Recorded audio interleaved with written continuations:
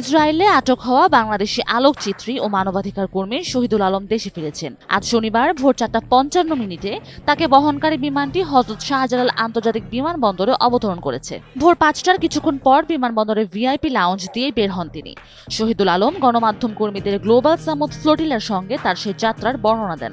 আমি প্রথমে এই ফ্লোটিলায় যাওয়ার সুযোগ পাই 24 তারিখে, সম্ভবত সেপ্টেম্বরে। তখন আমি নিউ ইয়র্কে, তখন খুব দ্রুত টিকিট কেটে ঢাকায় এসে ঢাকার থেকে বদল করব কাজে আমি ওখান থেকে আম্মান যাই, আম্মান থেকে দোহা যাই, দোহা থেকে ঢাকায় আসি, ঢাকায় এসে এখানকার কিছু কাজ সেরে অল্পক্ষণের মধ্যে আবার ফ্লাইট নিয়ে রোমে যাই।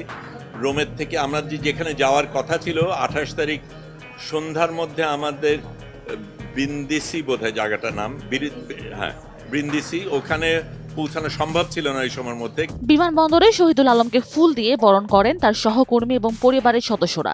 এর আগে শুক্রবার টার্কিশ এয়ারলাইন্সের একটি ফ্লাইটে শহীদুল আলম তুরস্কের ইস্তাম্বুলে পৌঁছান।